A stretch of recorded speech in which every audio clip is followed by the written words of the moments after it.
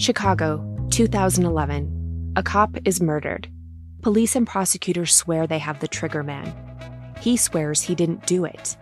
How far will each side go to prove they're right? Like it's just one bombshell after another, where you're like, what? The story of a PlayStation, a brain-eating amoeba, and the relentless pursuit of justice. Off Duty, out now. Listen wherever you get your podcasts. History shows women keep showing up for everyone, every day. But who's showing up for you? Grow Therapy helps you put your mental health first with therapy that's covered by insurance and built to support you. Whether it's your first time in therapy or your 50th, Grow makes it easier to find a therapist who fits you, not the other way around. You can search by what matters, like insurance, specialty, identity, or availability, and get started in as little as 2 days. There are no subscriptions, no long-term commitments. You just pay per session. Grow helps you find therapy on your time. Whatever challenges you're facing, Grow Therapy is here to help. Grow accepts over 100 insurance plans, including Medicaid in some states. Sessions average about $21 with insurance, and some pay as little as $0, depending on their plan. Visit growtherapy.com/ACAST to get started. That's growtherapy.com/ACAST. growtherapy.com/ACAST. Availability and coverage vary by state and insurance plan. Hi, this is Hannah Berner from Giggly Squad. Have you ever put on a bra that makes you feel like a goddess? Prepare to be obsessed with the Dream Angels Wicked Bra from Victoria's Secret, the iconic brand behind the world's most comfortable bras. And I only wear the most comfortable bras. The bestseller features an innovative sling for perfect lift without padding, and the fit is chef's kiss. Awaken your inner goddess with new colors and super femme lace embroidery. Find out why this bra has thousands of 5-star reviews and counting. Shop it in stores and online at victoriassecret.com. Hello and welcome back to the Psych Legal Pop Podcast. This is a podcast where we talk about popular culture through the lens of an attorney and a therapist. I'm Tess Brigham. I'm the therapist. And I'm Brooke Brigham. I'm the attorney. And we are back with Sister Wives, Season 20, Episode 13, Benevolence, bitch. Okay. Which, was it? I guess Kody loves to use the word benevolence. Benevolence, benevolence, benevolence. He loves to use that word. Really? So, apparently so. That's what a few people said. That's what some of his kids said. Oh, I missed that. Or someone else said, I thought. So did he say it in this episode? Yes, he did. He did say it. Because it was that part of his word salad. Yes. I zoned out during most of that. It was so... Yeah, Kody. So as we all predicted, Kody can handle apologizing if the other person's like, yes, I hear you. I agree with you. Okay, you've done, I still love you. You've done nothing wrong. I'm right. Good. But but an apology where he's going to have to own or be accountable, no. That's when he's like, no, I'm going to push back on you now. That's not what he came for. And can I just say something about this? This whole thing about respect and like inviting David out of respect for Christine, and Christine saying, well, I don't think we should be talking about these things without Robin here. I'm sorry, but it's so, I find that really irritating. I don't feel like, oh God, you shouldn't say that to me not in front of my husband or whatever it is. It's like, if the disrespect comes from the person who is in the relationship doing something they shouldn't do. Mm-hmm. And so the presence of the other person is got very little to do with it. And so that's the part that bugs me is like people, I don't know. It's like, do you think that the person would cheat if the partner wasn't there? Do you know what I mean? This idea where you have to have this other person with you in order to represent your marriage. And it's like, you can do that completely on your own. You don't, and I don't need my husband's permission. I don't need his okay. I don't need him to be present for anything if I don't want it. At her core, Christine is still really deeply entrenched in that patriarchal thinking. She's made a lot of changes. Obviously, yes. She's left polygamy and all that. But I mean, I think that stuff with her just runs really deep and it's never going to go away. She's always going to have this part of her that has those old ways of thinking. Yeah, you're right. And this comes up all the time in Mormon Secret Lives of Mormon Wives about respect and husbands and who's present, who's not. It's like, oh, Yeah. who cares?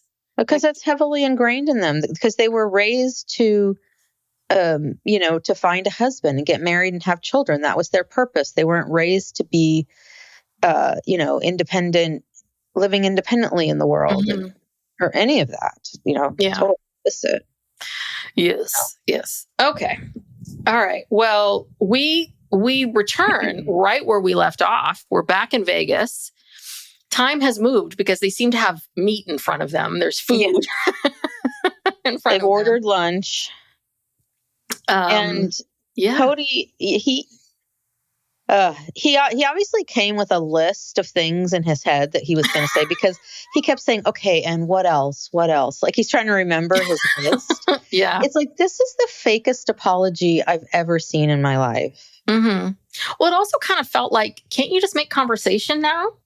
Do you know what I mean? It's almost like you have to apologize the entire meal, or like at some point, can we end the apology and then just talk about life for a bit and how you doing? What's going on with this and what's going on with that? Like, do you know what I mean? And maybe they don't have any other things to say to each other, but yeah, I mean, this is where Christine talks about being offended that Kody would say that he did love her without Robin being present. But this whole thing was so bizarre. Just all of it. He had lines memorized. Yeah. And like, okay, here's one of his, when he says, I did love you. I want you to be able to heal. Oh, God. And then he says, a life experience. It was incredibly poetic, beautiful, like a storm and a sunset. Yes. I wrote that down too. Yeah. Like a storm and a sunset. So basically you're saying, living with you and being with you was like a goddamn nightmarish storm, but we could at least see the sunrise. We could see the sun setting. We could see the sun out there. Like, that just means that there's something good away from you. There's something to look out towards, not what's happening inside. I think that's Robin. I don't know what it means. I don't think he knows what it means. I mean, did he make this up? Did Robin give him lines to deliver? And then he kept saying over and over again, I want to set everyone free. Yes. God, the ego. The ego. Yeah. And Christine's like, I set this guy free a long time ago before I even committed to be with David. I was over him. I had set him free. So the job has been done. It's over. I mean, yeah, what an egomaniac. Does he think that Christine is just sitting in her or lying in bed at night next to David, like crying and secretly like weeping over some tie she feels to Kody? No, dude, she was over you on that fucking porch when you ranted before the porch, even before the porch. But that porch, that moment in time when she was gray rocking you, that she was over you. She has been over you forever, for many, many years now, Kody. But I love that. And there was this one point at which, like, Cody's looking at Christine and he's like, and he's talking about the sunsets and the blah, blah, blah. And he's like, and in our time, that was special. And Christine's like, She doesn't even know what to say or how to react. Okay. And this is the thing. And I don't blame Christine for how she's being, which is, I think this is a Kody pattern. I think this is a bit of what she went through with Kody in different ways. And I think it's, if someone tells you a couple years before loving you was a pain and you're a knife in the kidneys and I don't love you, it's very hard then to believe what they're going to say sitting in front of you. It's actions, not the words, right? So trust takes time. You want to rebuild trust.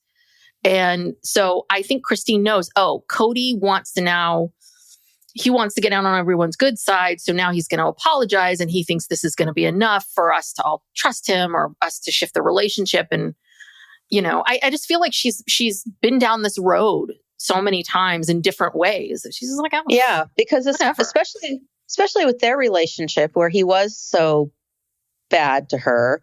Yes. Their whole relationship was a series of like him saying, okay, things will change, things will get better, and they never do. And this cycle of that over and over. And so she's energetically just cut off from that. She doesn't care. Oh, here's another line, a poetic line. Thank you for a fascinating, wonderful, and precious and special experience.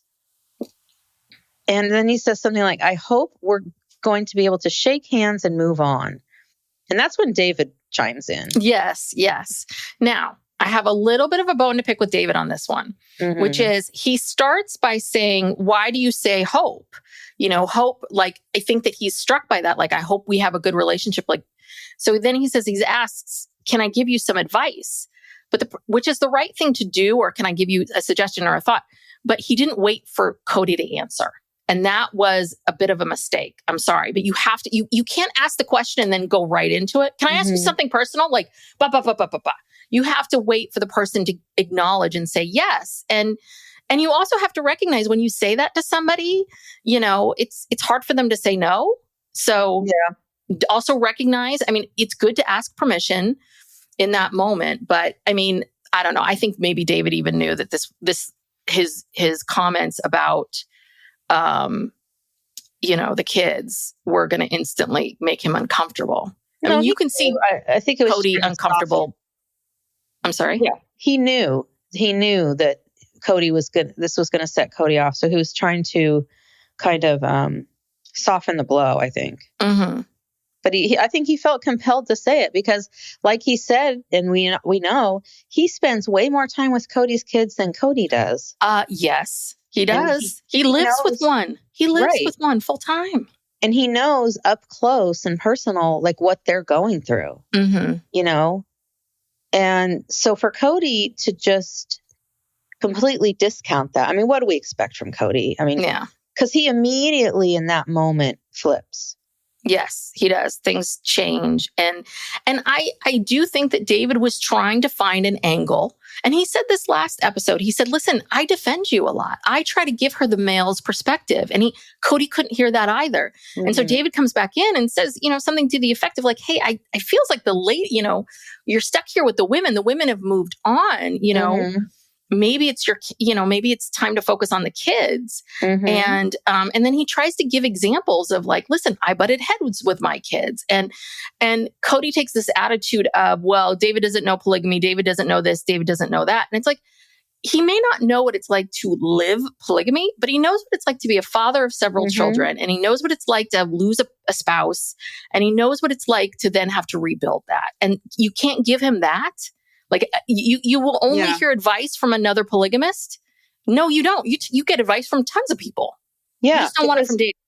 Not only did David's wife committed suicide, but she also apparently had I don't know if it was a drug or alcohol problem, which is a separate issue that affected his entire family. Yes. And I'm sure his kids had a lot of feelings about how he handled all of that. Yes. They're not blaming him, I'm sure, for the death of their mother, but of course, he probably had to go through this with all of his children. Yeah. And my guess is that he probably was working all the time. Right. And he was probably out of the house and they're pissed at him that he didn't do anything about it or he ignored it or he enabled it. And I'm sure, and I understand David's position, which is, God, I was just trying to get through the days. I'm trying to put food on the table. Like I'm just trying to keep it all together. And so it's a no-win situation. Mm-hmm. And so it tells you a lot about David that he can sit in discomfort of, you're right. I my intentions were from a good place, but I still let you down. I still, the impact, that doesn't change the impact. And he has a good relationship with all of his children. And yours, Kody. Which was my understanding. Yeah, and yours. The kids who don't live with you, Kody, he has a good relationship with. I would like to ask truly right now, who would you, if you had to spend a weekend away, you have a choice between David and Kody, which one would you pick? Oh, I'm sure she'd pick David. She's not going to be comfortable around Kody. Yeah. And there you go. That tells you a lot. And I also wonder, okay, so this apology to Christine is, it's different than the others because it's David's there and it's this drawn out thing. It's like a 2-day event. Mm-hmm. And so I wonder, is this purely for content, or are they using this as a way to try to, because of Truly, like try to build some bridge or something? I think it's both. I think that my assumption is right at the beginning of each of these seasons or before, the producers go to everyone and says, what's going on in your life right now? What's happening? And Kody comes up with this, Kody's been reading the comments and he's like, no one likes me, so I need to change things up. And so Kody suggests this. And I'm sure they went to Christine and said to her, let's do it. It would be good for Truly. It would be good for your kids. It would be good in this way and that way. I think they were all had to be convinced. They had different reasons for showing up to it. But at the end of the day, if they were not on a TV show, none of this would have happened. None of this would have happened.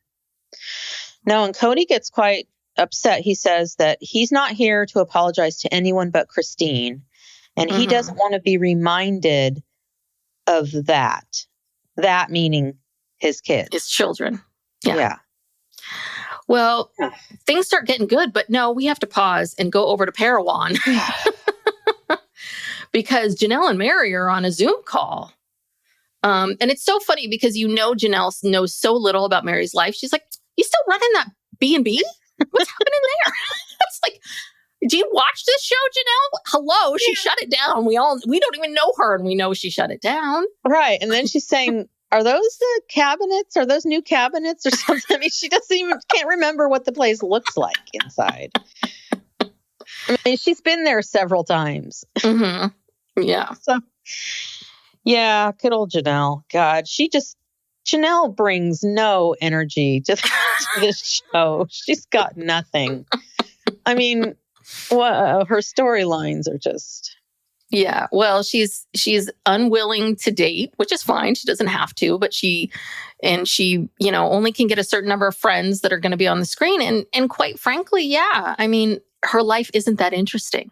What made her interesting was being in this family, Yeah, and even it seems like even Maddie is not going to really put in a lot of time filming with her. She's like, I'll do a 10-minute segment, here and there, but not like Meri's friends who are all just willing to be filmed all day, every day. Well, but I think that's much more of what Meri's life is like, right? One of those women lives with her, is staying with her. I think Jen is there every day. They're back, they're talking 15 times a day. Like, I think that is Meri's life. Yeah. So, but yeah, this is all about, Janelle wanted to talk to Meri about getting the spiritual release. Janelle, I guess, mentioned it to Kody. And of course, Cody's like, you don't need that. He doesn't need any more bad press with the church leaders. So and then Meri talks about her own experience, which is, church leaders are really intimidating. And, she offers to go with Janelle to support her, which I think is very, very kind. And this I thought was very interesting because I guess when Meri went, the church leaders kept pushing back, going, well, we should talk to Kody. We should bring in Kody. We should talk to Kody, blah, blah, blah. And I think Meri kind of got like, listen, I got to do or say something to these people to get them to see that, no, we're not going to go call Kody. Like, he has abandoned me. Whatever the reason, you come up with a reason he has abandoned me, release me, peace out. And they did. Then they did call Kody afterwards. This was in, I think, last season. They did call him and basically told him, we granted this release on the grounds of abandonment. And oh boy, that set him off, Yeah. But he did abandon her. He abandoned her. You wanted 100%. To put her in a barn. He just wanted to take her money. Yes. And, put her in the barn and, let her come to Thanksgiving. Take her Rice Krispie treats. And, that was all he wanted. Yeah. He did abandon you. He told everyone he doesn't feel like he's married to you before he told you he didn't feel like. Exactly. He said he considered himself divorced from her. And I wonder if Meri's like, let me pull up some footage for you. And showed it to the church leaders. Maybe she did. And maybe like on episode 13, season 18 or 17. he said this. Or she maybe said, I have a public platform. I have a public platform and I'm going to tell them, or I'm going to do this. I don't know. I'm liking Meri more and more because I was like, you go, Meri. Well, and Janelle and Meri then started talking about the patriarchy and how ridiculous it is. Yes. They have to go and grovel to these men, just to get released from this asshole who abandoned both of them, essentially, and their children. Yeah. There shouldn't even be a question. Yeah, it's ridiculous. It really is. But yeah, and so Meri encourages Janelle to make the call, like right now, do it right now, or text the person right now. And Janelle is feeling a little uncomfortable because I guess she hasn't talked to anyone in the church or these leaders in 10 years. So she doesn't, my assumption is that's just, she doesn't know what to expect. Yeah. Janelle talks tough, but she's a little bit of a scaredy cat. Yeah, it's interesting because Meri's as tough as she seems. And I think that for a long time, it was a lot of anger. And now it's like, I'm advocating for myself in a different way. But yeah, Janelle's, again, she's not as tough as she comes across. She's not the financial wizard that she claims to be. No. Well, we wouldn't be in this. This family might still be together if she had been a financial wizard. If she had stopped at one point and went to Christine and Meri and said, do you know that Kody withdraws $10,000? Like, do you know this happens and this happens and this happens and this happens? Yeah. And he's spending all this money on this and that for Robin. But no, she just, gathered the books for the tax person and just called it a day. Yep. Yeah. All right. So let's go back to Vegas. And this is where we hear Kody saying, I'm setting a boundary. I'm going to set a boundary, with about my kids and Christine and David. And then does he say this in the interview or does he say this to Christine and David? He says, I don't want to be reminded of that because it will bring me to an angry place. Oh, I think he said that to them. I think he said that to the camera. Yeah. Okay. I was like, that's an interesting comment. That's a very interesting comment. It's going to bring you to an angry So you're place. Angry at your children. Yes. Why? What did they do to you? I mean, they did not come and visit him enough, or they did not bow down to Robin. They didn't follow the protocols, or Okay. So, and again, here's one of whenever he delivers one of these convoluted sentences, I always have to write it down because I can't believe it. He says he's reaching out. He's reaching out. Deteriorations happened as a party, not as an individual. Yeah, I wrote that down too, which I thought was very interesting. I think interesting. Is that his way of saying that this is not my fault? Basically what he's saying is that this is everybody's fault. Everyone's to blame for this. This is, when these things happen, when families fall apart, these kind of painful things happen. And it's not just me. I don't just blame me. And this is where he kind of he gets into that whole thing of like, I don't want to hear from David, blah, blah, blah. And then we see David in an interview and he's like, listen, when he cut me off, I knew I needed to back off. I knew like I wasn't going to get anything. And Kody's like, well, I'm not interested in anything David says. He's on the opposite side of this. And I'm like, again, you're angry, opposite sides. So you view this issue that you have with your children as like a war. And whose side are you on?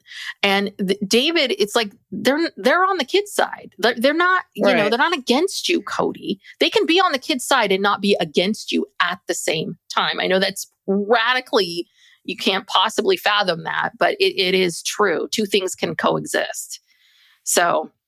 Yeah. And then he says he did nothing wrong. He's willing to have this conversation and to hold space. He learned that. Oh yeah, I was gonna. Did he see Wicked? Or did he see where is that hold space? Or maybe it was the famous interview line from Wicked. Well, yeah. So the interviewer asked them, "Are you aware that there are people online holding space for You Wicked. guys, over what, I can't remember, but the two of them were just so touched by that. Yeah. They're holding space together. And then that became a thing. So Kody, and Robin jumped right onto that. And now Robin's using it. And now he has to use it too. Yeah. She's learned a new woohoo term and she's going to use it. Yeah, I wrote something else down. He also used the word triangulation. Yes, he did. I was like, ooh, somebody's been studying their psychology. And I have to look at what I think he's using the right term, but it's not what's happening. He's identifying something that could potentially happen or could potentially arise, but isn't happening. And again, it's back to that thing of people using therapy speak, narcissism and gaslighting and all these kinds of things. And I use those words too, to sort of describe someone who really doesn't fit that, but you slap a label on it. I'm trying to figure out what I was writing here. Kody says, so what you're saying, my bad experience with my children and their pain comes from an experience we were in together. Not that they or I did something wrong and offensive. And then he says, I'm willing to have a conversation, willing to hold space. I think this is to the camera. I don't know I don't know what this means. So what you're saying, my bad experience with my children and their pain comes from, okay. So again, this is him denying my children are in pain. My bad experience with them isn't just me. And it's not because I did something, and it's not because I did something wrong or offensive. But the problem is, Kody, this isn't ever going to work if you can't own your part in it. I'm not saying you did everything wrong. No one person is responsible for everything, but you have to take some ownership. And he won't take any ownership without throwing other people under the bus. Right. Well, and there's also the cardinal rule, I'm sorry, that the parent is always the parent. Yes. And they are always the one who's responsible for at least reaching out first, at least trying. If the child doesn't want to, then you can't make them. But you have to be the bigger person. Mm-hmm. And I'm sorry, what did Savannah ever do to Kody? Why is she cut out to this poor girl? She's truly Savannah. Yeah. Even I'm trying to think Isabel. Yeah, what has she ever pining done over him? She still wants to be in his life. And quite frankly, what did Leon ever do? Nothing. Live their truth? Be who they want to be? Leon wasn't even around during COVID. I think Leon was living in Chicago or something. So, I know the most hostile relationships were Maddie and Garrison. Yeah. And to a certain extent, Gabe. Although Gabe seems very forgiving. He's not he has this girlfriend now. I guess he's got a girlfriend. He wants to move to Chicago to be with her. So I hope he finds all that. I don't think he lost his brother / best friend. He doesn't want to be mad at you, Kody. He doesn't. He just needs you to be decent to him. Right. And Peyton, what did Peyton do? It's another one. Yeah, it's just so weird. It's it's almost as if he's taken anger towards one or two children who called him out, to his face, in public. And now because of that, everybody is lumped in with that. Well, and I think that he then, the kids that maybe sided with Garrison or the kids that sided with Maddie or whatever it is, that becomes they're the enemy now too. Right. It's do you not understand the position that they're in? This is their sibling. This is the person that actually calls them and asks them how they're doing, not you. Mm-hmm. So whose side whose quote unquote side are they going to be on? Who are they going to talk to about it? Anywho. Yeah. Well, same old. This apology did not go well. Yeah. And then this is where Kody talks about how David doesn't understand polygamy. And David's then I do understand polygamy. I've been exposed to it my whole life. I understand that. He doesn't understand me. He's not willing to even listen anything I have to say. And then that's when Kody says, that's triangulation. Anyway. Psych Legal Pop. We'll be back after these messages.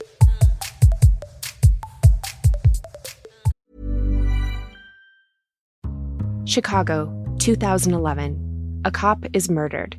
Police and prosecutors swear they have the trigger man. He swears he didn't do it. How far will each side go to prove they're right? Like it's just one bombshell after another, where you're like, what? The story of a PlayStation, a brain-eating amoeba, and the relentless pursuit of justice. Off Duty, out now. Listen wherever you get your podcasts. Hi, this is Hannah Berner from Giggly Squad. Have you ever put on a bra that makes you feel like a goddess? Prepare to be obsessed with the Dream Angels Wicked Bra from Victoria's Secret, the iconic brand behind the world's most comfortable bras. And I only wear the most comfortable bras. The bestseller features an innovative sling for perfect lift without padding, and the fit is chef's kiss. Awaken your inner goddess with new colors and super femme lace embroidery. Find out why this bra has thousands of 5-star reviews and counting. Shop it in stores and online at victoriassecret.com. Do you think Kody made good on his thoughts about going to therapy? No. Where did he learn these words? Robin, the internet. It's not hard to find these words these days. Triangulation is a relatively, people don't use that as much, but it's a well-known word. Yeah. And I think anybody can, with, who understands what a triangle is, can kind of infer what Figure that it means. So yeah, I mean, it's not that groundbreaking. So anyway, he doesn't go to therapy. This level of narcissist never lasts very long in therapy. They just don't. They don't. Because you're inevitably going to say something to them that they don't like. You're not going to be on quote unquote. I've had clients dump me because I wasn't on their side. Mm-hmm. And the reality is that my job is not to be on your side. You have goals and my job is to help you meet those goals. And so sometimes part of that is, having to hear some harsh truths. And guess what? I too go to therapy. And you know what the people that say to me, she'll say, stop being a victim. And I too have to stop being a victim about things. Yeah. Your therapist told you that? Yeah. Well, it's so funny because she's like, well, you're being a victim. You're being a victim. I'm like, can I be a victim for 10 minutes here? Just let me complain about this and be a victim. And she's like, oh, you're right. Just let me be a victim. I understand it's victim energy, but just let me talk about this. But it's true. When you start to get into that, these things are happening to me. Right. Versus I have nothing to do with this. Yeah. It's all happening to me. Yes, exactly. Anyway. Okay. And then the best is Kody just wraps this up by saying, I just want to set Christine free. It's like, dude, it's over. Dude, they were banging before they met you. They're leaving to go bang again. Right. They're going to bang tonight and probably tomorrow morning before they head to the racetrack. And maybe at the racetrack. We don't know what is happening. They are honeymooners. Okay. They are. So, they don't care. Thank you, Kody. You're setting me free. Yeah. It's as if,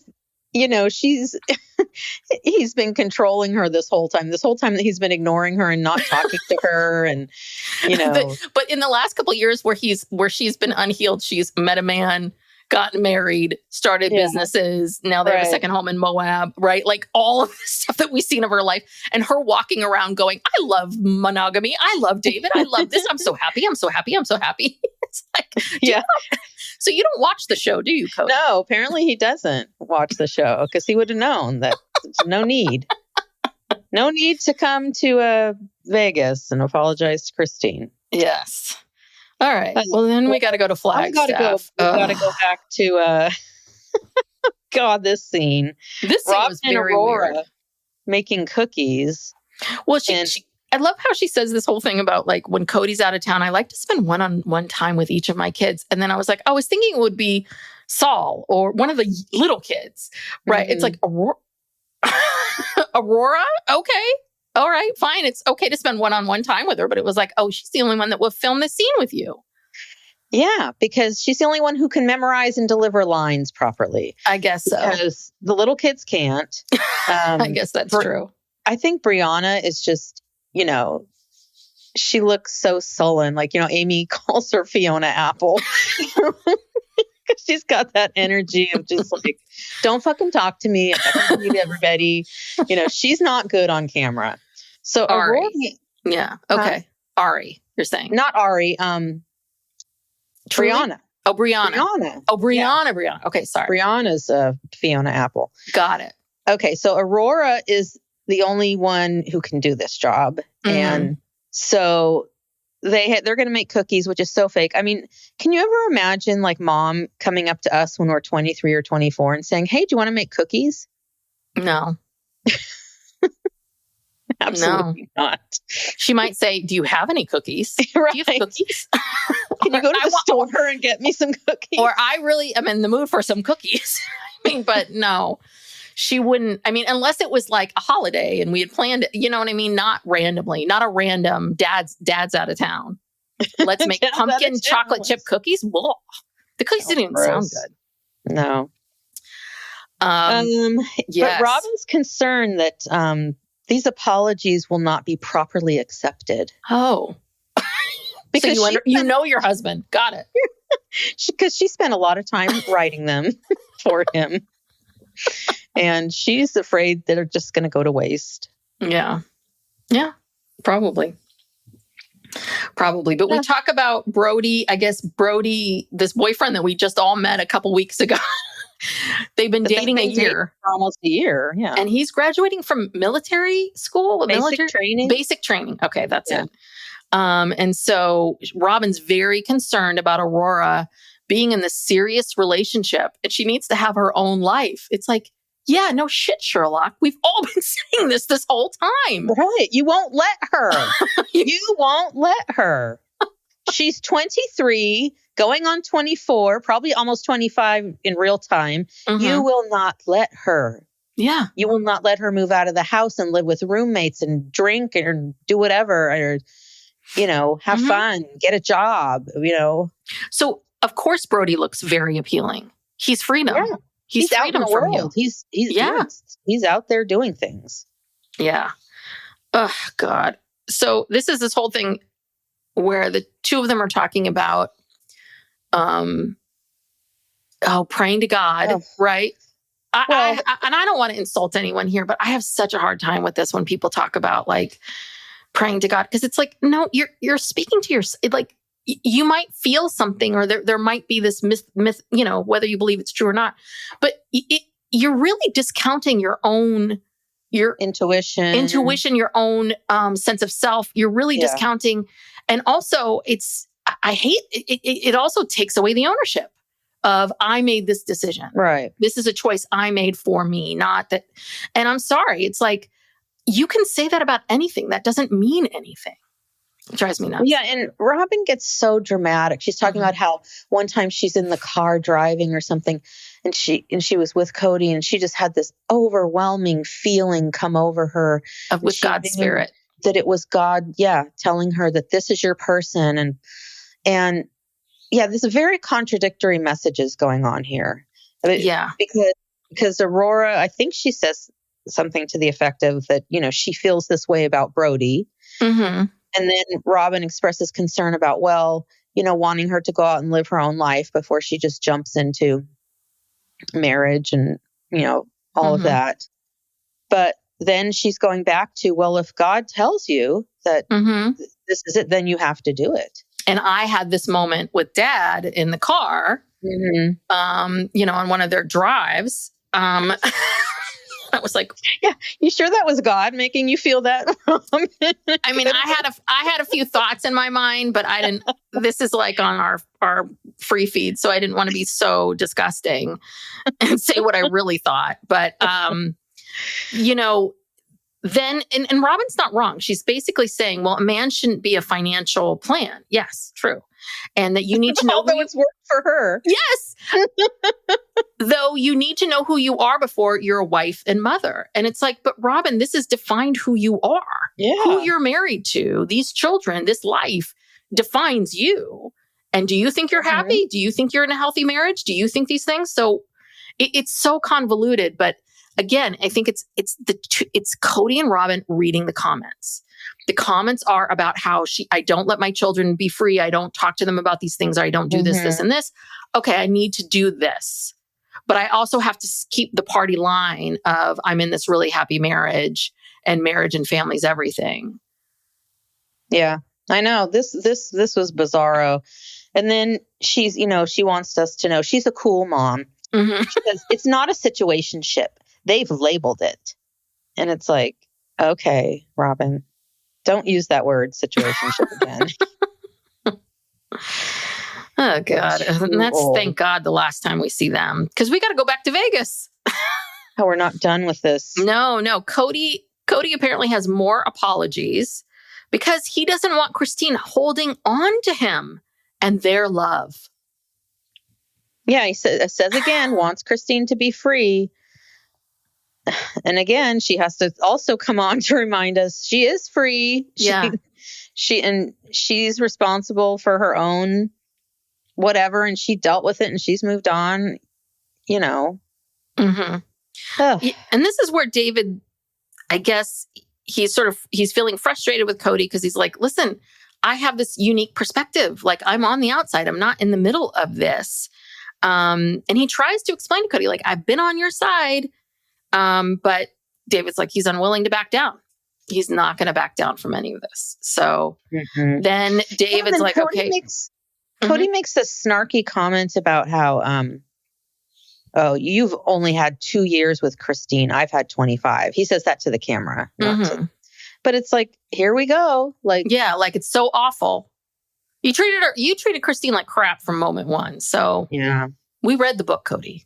Yeah, we read the book. And so this is where David's like, oh God, I got to invite him to Moab, don't I? To keep this paycheck coming in. So, David's like, invites him, because it sounds like Moab's very special for David. And so he invites Kody, and Cody's like, well, no, let's just see how it goes tomorrow at the Speedway.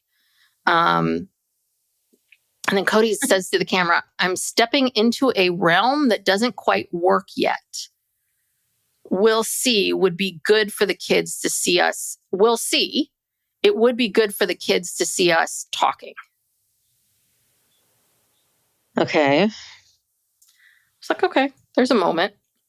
And so Christine, of course, is pissed about the way Kody is treating David because she's like, you asked him to come. Why are you brushing him off like this? You should have said, I'd like David to come, but, you can't invite someone to come and just basically say, shut your mouth, don't say anything. Right. You're a mute observer. Yeah, because Kody was complaining that David was talking about him without even knowing him. Well, get to know him, get to know why he thinks and says these things about you. It's as if nobody else in this world has a valid point except for Kody. Well, and the other thing is he is trying to relate to you, Kody. He said, the first thing he said to you when he sat down, he said, I take your side. I try to give Christine the male point of view. He is trying to see it from your point of view. He is. He's doing exactly what he needs to do. He's trying to see it from everybody's point of view and understand that and not make anything the truth, but everyone, to figure out how do you start to communicate. And so, Christine's pissed about all of this, about how David's words don't seem to matter. And then there's this abrupt change where all of a sudden Cody's got this big thing of sorbet in front of him. It is the biggest dessert I've seen. Like normally these desserts are a little small. 3 huge scoops of sorbet with strawberries and stuff. And then Christine's like, I got to get out of here. I got to go. I got to get out of here.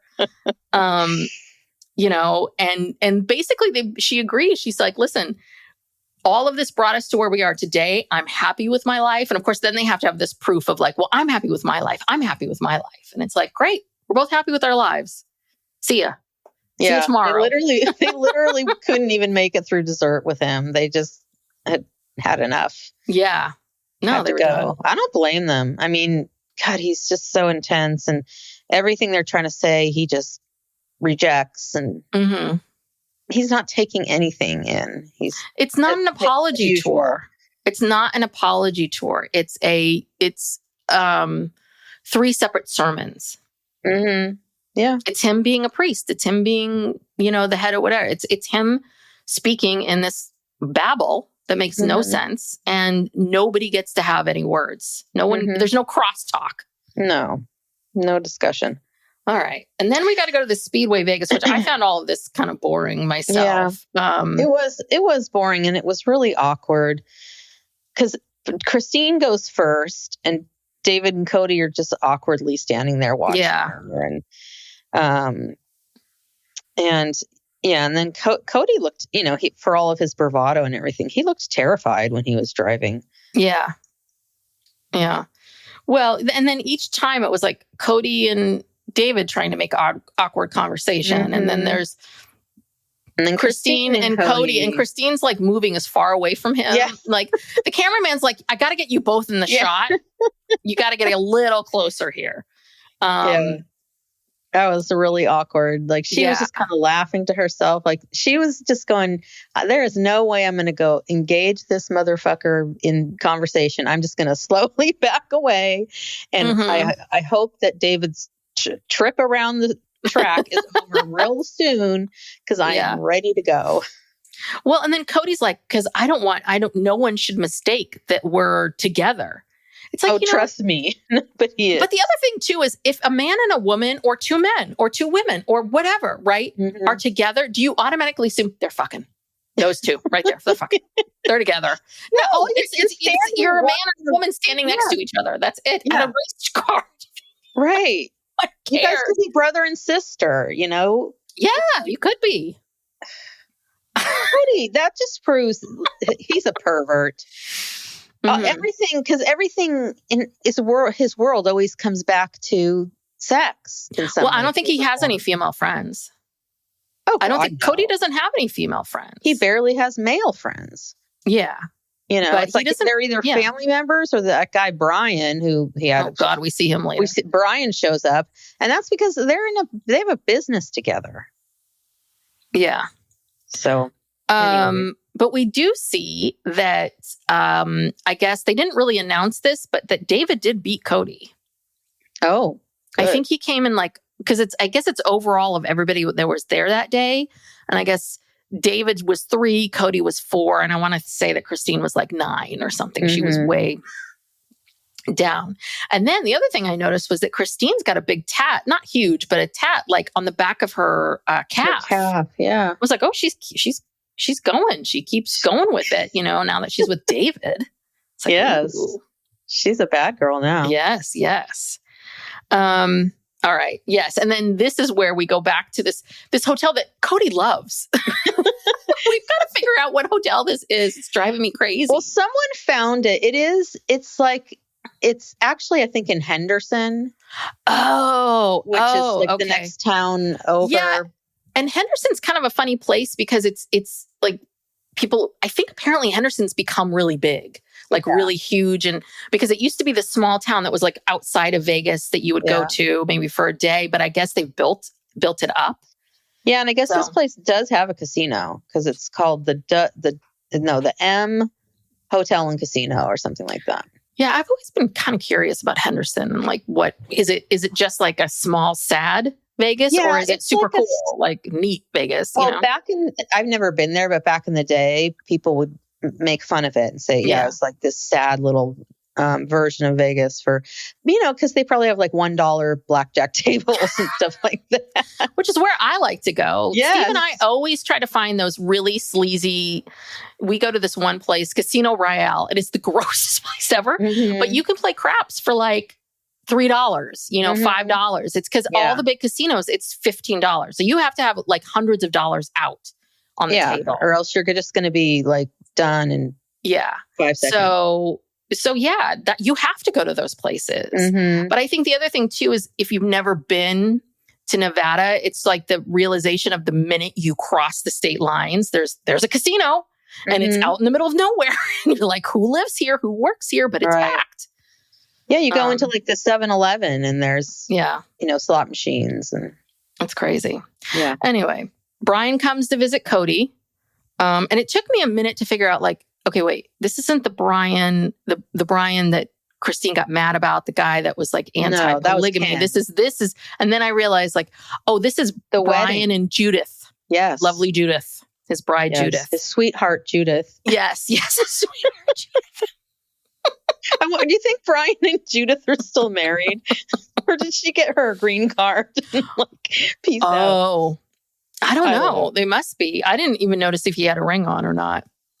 Mm-hmm. So Brian is like, well, explain to me, how did you come to this place of this apology tour? And then Kody, in true Kody fashion, when we were trying to sort out Coyote Pass, I'm like, hold on a second.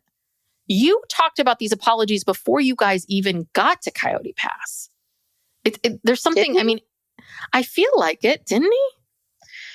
He talked about going to therapy, I think. Oh. I don't think he talked about the apologies. The apologies. Okay. So we're trying to sort out Coyote Pass. And then this is this other thing that I think is, I want to get some clarification on, which is he keeps saying that Janelle says to him at some point, let's sell the property out from under Meri and Robin. He claims this more than once. I know, which I don't understand how that's possible. If their names are on the title, they have to sign the paperwork. I don't understand this at all. They keep saying like, this. Let's force the sale. And so, but the one thing is, we know Robin was a holdout for whatever reason until she found this other house that she wanted more. But Meri wanted to sell. Yeah. So really is Janelle's trying, I mean, you're basically putting a rift between Janelle and Meri. If I was Janelle, I would be calling Meri right now and be like, you got to be kidding me. I never said that. I'd be pissed. Yeah, because I think the disagreement was, I think this is what Kody wanted. Kody did not want to give Meri and Janelle 25% each. Mm-hmm. I think he wanted to give them less. Oh yeah, I'm sure he did. This was prior to the deeds being executed to equalize the ownership. I think that happened, all this discussion about selling without them, I think came before that. But still, again, even before the distribution, their names were still on title in some way, shape, or form. Mm-hmm. So I don't know. It makes no sense. Robin's your sweetheart. Why would you sell the property out from under her? Don't you think that would be awful? Because he's going to take her share. I think he had an idea in his head of what percentage he and Robin should get and what percentage the other two should get. And he thought the other two should get less than 25, and then he and Robin would just take the rest. Robin is trying to claim that she was the benevolent one and said, no, that's not fair. They deserve 25% each. Now, whether that's true or not, and she really did think that, I don't know. But the story makes no sense. And technically, and we've talked about this before, Kody and Robin, did both of them contribute to Coyote Pass separately? It's like, no, Kody, you technically have never had your own money in a sense. Like, you don't have a home. A sale from, so really technically it should be 33 and a third each, to be honest. Right, because both Janelle and Meri gave them or gave Robin, but of course it's giving Kody too. They were married, his name's on the title, but they gave them significant amounts of money, probably, in the $30,000, $40,000, $50,000 range to put towards the down payment. And then the rest came from Robin and Kody. So you're right. It should be a third each. Yeah. In terms of the initial investment. And if family money was being used to pay their mortgage. Yeah. So. Because really, if you think about it, there were 4 households. It's always been, and you've said this to us, 4 households. Kody doesn't have a permanent place until Robin, but 4 households. And so technically Christine let hers go. So we're really talking about 3 households. Yeah. So no. And maybe Meri was pushing back on that. Maybe an attorney was saying to her, wait a second, hold on. And maybe that's what she wanted. I get the sense that maybe Janelle said something jokingly to Kody that he might have laughed at too, and then said, ooh, I can hold on to this and use this. Because I think there was a point at which maybe Robin was stopping it. Maybe Meri had some issues, which again, it's fine. But maybe Janelle was feeling anxious about getting this money and she made some sort of shady comment. She was willing to take less to just get something, I think. Yeah. Because I think Meri, I think Meri maybe wanted to do the third each. Mm-hmm. And Janelle was like, I don't care. I'll take 25. Again, this is the business mind of this family. Yeah. This is the person that Kody's financial advisor. This is your financial advisor that's basically like, I will take less just because it's kind of a pain. Mm-hmm. Just because it's too hard. Right. Okay. These people. But then, now did I read this wrong? So Kody has just apologized, quote unquote, apologized to two of the wives, and he's going to, apologize to Meri, but he tells Brian he will never trust them again. Mm-hmm. And he isn't interested in being their friend because Robin just doesn't even exist to them. Well, what? So you're telling me that what? Then yeah, you're basically backtracking. I'm here on this benevolence trip, my apology tour. I'm going through all of this, and I think this is I think that if Kody saw Brian right after Janelle, I think he'd have a different attitude. Right. But this was tougher. Tougher. They pushed back on him a little bit more. He had to witness his ex-wife with another man and their happy marriage. And you know how Kody loves to peacock. And I think it was really hard for him not to be there with Robin and like sticking his tongue down her throat just to show Christine how okay he is with all of this. So, it's like, God, it's like a whim. And again, this is why I think Christine is like, this guy comes up with these whims and now he's apologizing and who knows what tomorrow is going to bring. Yeah, he's mad because he didn't like how it went with Christine. So now he's just lumping everyone together, never trust them again, don't want to be friends. Just like a drama queen. Yeah, and then he says this other thing, and I don't even understand what it is. God is keeping you from being able to convince these other women to sell Coyote Pass because of all the darkness, the evil of divorce. So he's blaming the problems with Coyote Pass on God and the darkness. I was like, what does that mean? Who was he talking about? I don't know.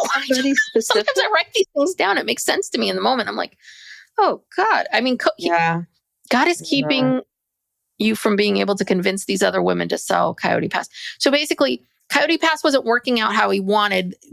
Janelle and Meri weren't willing to take 5% each. So God is responding to the darkness of this, and divorce is such darkness. I don't know. So God was doing that to him for 5% because it's part of the because everything happens to Kody. It happens to him. Because of the divorce. Yes, because the divorce created darkness. They left him. Mm-hmm. That created the darkness, and now God is like punishing him. Yeah, I guess so. That's it's quite the interpretation. I don't know. That's the thing. We don't even know what he's talking about. No, he talks in these platitudes. And then he says this other thing about like, I trusted each of my ex-wives with different things, but trust has been murdered. I have to forgive myself. I have to forgive myself the inability to figure that out. I swear to God, I see this. I wrote this down. Well, maybe we should ask Robin, the Kody translator. Yes, what he translate means. All of this, because this whole episode has just been really difficult to decipher. Yes. All right. So now we got to go to Parowan. And so Meri has to sit down with her friends and tell them, Jen and Amber, that she's going to go meet Kody. And I have to say that this line of Meri's was really good. She's like, Kody is in his apology era, his little ex-wives tour. It's like, ooh, good for you. But the best is she sits down, she tells them, and Jen's like, why? First thing out of her mouth, why? Why? Yeah. For the show, because I need a paycheck from this show. And they say I have to do this. And I'm sure, you know what? And I bet you, and Jen's saying to her, no, you don't. You can say no. You can say, no, you can't come here. You can push back. I'm sure that Jen's saying to her, you don't have to do everything these producers tell you to do. Mm-hmm. Anyway, but yeah, they're meeting in Cedar City. But Meri can barely keep herself from like laughing about the message she got from him because he wants to offer an olive branch of benevolence. They're all just... And Jen's like, why? Haven't you been divorced for like 2 years now? Like, why? Why now? And he's complimenting himself. He keeps referring to himself as benevolent. Yes. You know, it's so benevolent of me to be coming to you. You should be. I'm not even going to come to your house. I'm going to make you come meet me. I'm going to make you meet me halfway between somewhere and Parowan. I don't know. Maybe he's coming back from Vegas. Yeah, maybe. And on his way back to Arizona, he's going to, I don't know, detour to, I don't know. I don't even know where Cedar City is. So. Yeah. I'm not quite sure how this is going to work, but, so, and Meri talks about like when they were on Coyote Pass, Kody didn't even acknowledge her presence. You know, why do you want to come now? And Jen's like, Jen's like, what the fuck are you thinking of just saying, okay, sure. Jen's pissed. Yeah, Jen's Jen mad. and Amber, they don't like this. And Jen says, this is manipulative, which of course it is. Yeah. And I mean, she even says that his energy, you know, fucks with her energy. And she really wanted a decent divorce. And he continues to disrespect her. I mean, I don't think she wants to go. I think the show is telling her she has to go. Yeah. Or you know, she feels like she does because she's... Well, she does say, I'm curious. And I think that's, I mean, I would be very curious too. I think what's so hard for Meri is I don't think that Meri ever fell out of love for Kody. I think she realized I need to get out of this because to save myself. Like this, I should not be with someone who isn't loving me the way I want to be loved. But I think that's the part that's hard. I think she's still attracted to him. I think she's still all of those things. So there's that weird, like, why am I attracted to this person that is so terrible for me? We've all been down that road. Yeah. So, and I understand that curiosity. And of course, Jen's like, well, can you put your phone on speaker? I think Jen should go with her. Yeah. You know, to protect her. She's David. She should go. Yes. Meri should have said that.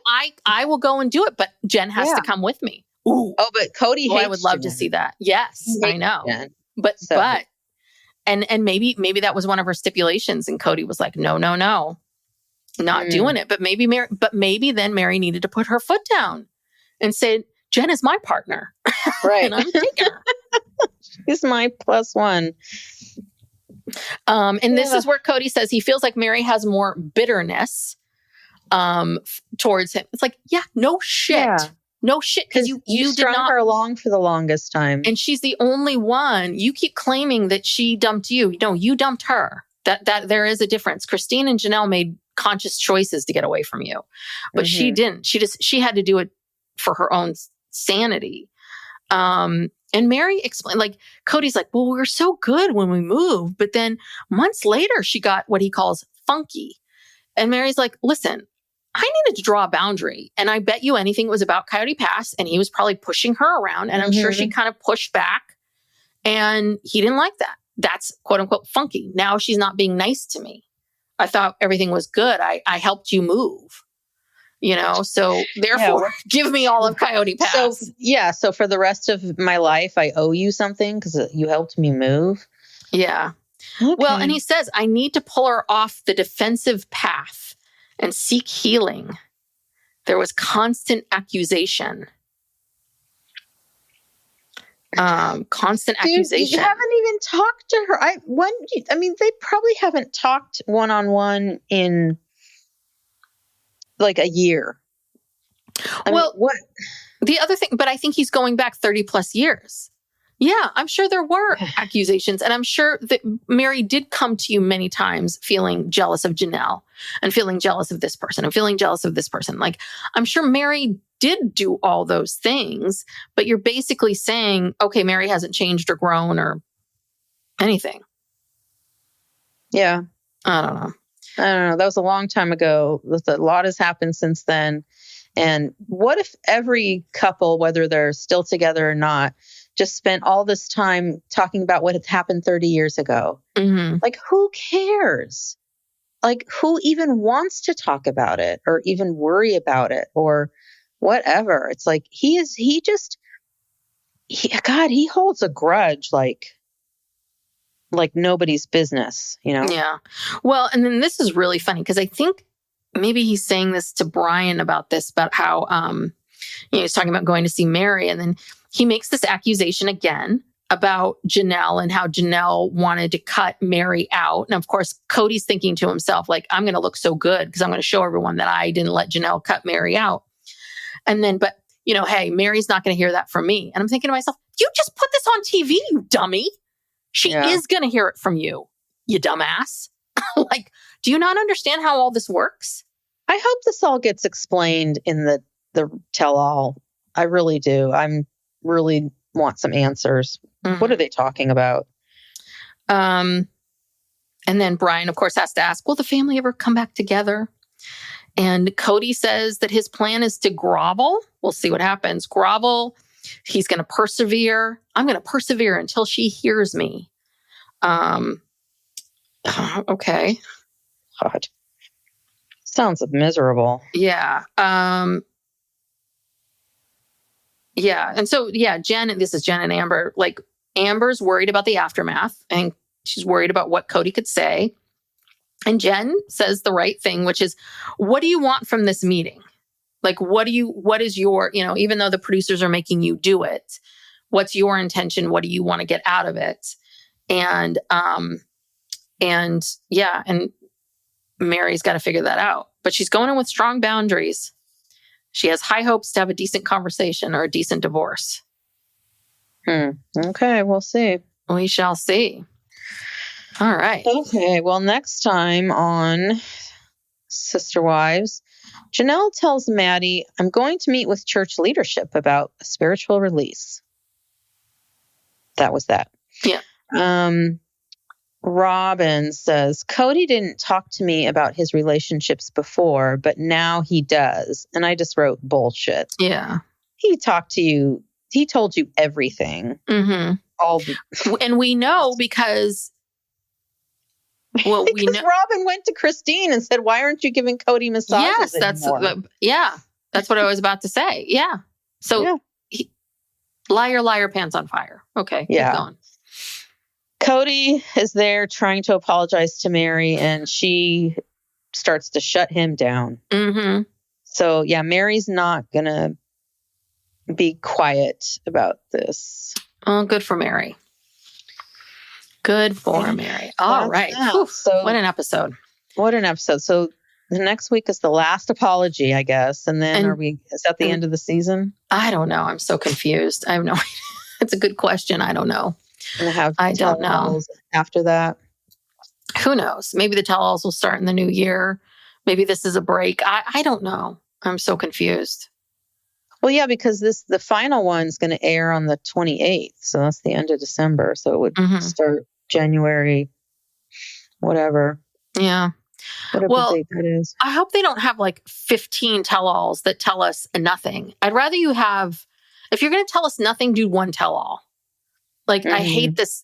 If nothing's going to get resolved or nothing's going to happen, like, why does this have to be so long? Yeah. Anywho.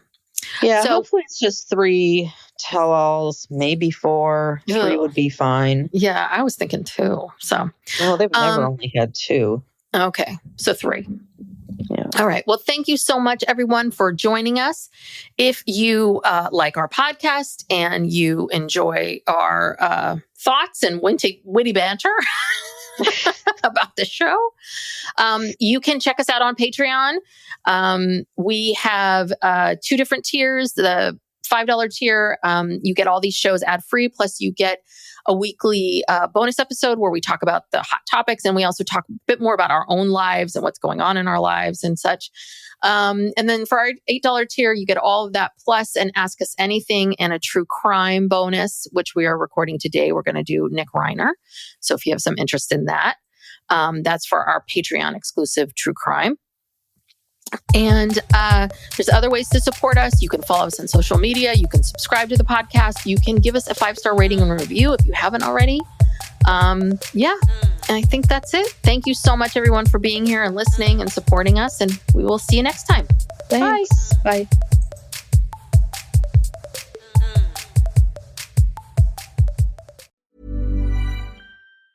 This message comes from Jackson. Taxes aren't something you can only think about once a year.